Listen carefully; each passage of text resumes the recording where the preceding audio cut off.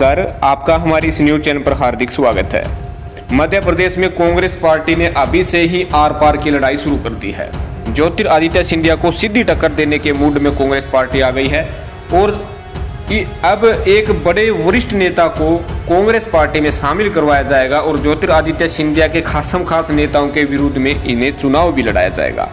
आपको डिटेल से जानकारी देंगे किस प्रकार सिंधिया अब झटके से जो है उबर नहीं पाए हैं और उससे पहले एक और झटका लगते हुए नजर आ रहा है। आपको पता है कि ज्योतिरादित्य सिंधिया ने 22 कांग्रेसी विधायकों को साथ में लेकर भारतीय जनता पार्टी की शरण ले ली थी, जिसके कारण कांग्रेस की सरकार गिर गई थी। और जो 22 बागी विधायक थे उनमें से करीब 10-12 नेताओं को ये भी कहा गया था कि भारतीय जनता पार्टी की सरकार बनती है तो आपको मंत्री बना दिया जाएगा, लेकिन 2 ही नेताओं को अभी तक मंत्री बनाया गया है। और इसके साथ साथ जो रुतबा भाजपा में आने से सिंधिया का कम हुआ था, जिसके कारण उन्हें झटका लगा था। अब एक और बड़ा जो है राजनीतिक प्रहार उन पर कांग्रेस पार्टी ने किया है।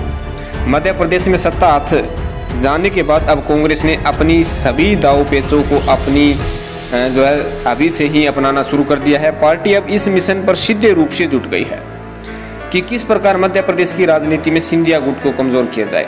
इसी क्रम में कांग्रेस के एक पुराने और वरिष्ठ नेता ने कांग्रेस में वापसी करने का मन बना लिया है। सूत्रों के हवाले से मिली जानकारी के अनुसार ज्योतिरादित्य सिंधिया के सबसे विश्वास पात्र मंत्रियों में शुमार तुलसी सिलावट के सामने पार्टी ताकतवर प्रत्याशी उतारने के लिए अभी से ही तैयारियां शुरू कर दी है। ऐसे में सिलावट के सामने वह सांवेर विधानसभा सीट पुराने कांग्रेसी नेता और वर्तमान में भाजपा से जुड़े प्रेमचंद गुड्डू को मैदान में उतार सकती है। प्रेमचंद गुड्डू की छवि दबंग नेता के रूप में मानी जाती है और आपको पता है कि जो गुड्डू हैं हमेशा से ही ज्योतिरादित्य सिंधिया के एंटी रहे हैं, चाहे कांग्रेस पार्टी में हो तब भी, चाहे भारतीय जनता पार्टी में जब शामिल हुए तब भी। तो गुड्डू को पता है कि ज्योतिरादित्य सिंधिया के भाजपा में जाने से उनका रुतबा कम हुआ है, उसके चलते वे कांग्रेस पार्टी में अब आना चाहते हैं। आते ही उन्हें सांवेर सीट से चुनाव लड़वाया जाएगा। सांवेर सीट से पहले भी वे जो है विधायक रह चुके हैं।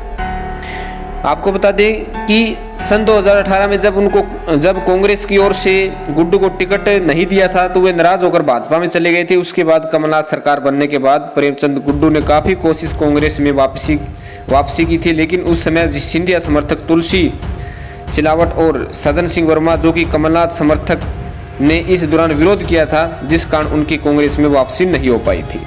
अब कांग्रेस में उनकी वापसी के रास्ते खुले हैं, कभी भी वे कांग्रेस पार्टी ज्वाइन कर सकते हैं और सीधे तौर पर जो ज्योतिरादित्य सिंधिया के बायां हाथ जिसे माना जाता है तुलसी सिलावट को कड़ी टक्कर प्रेमचंद गुड्डू दे सकते हैं।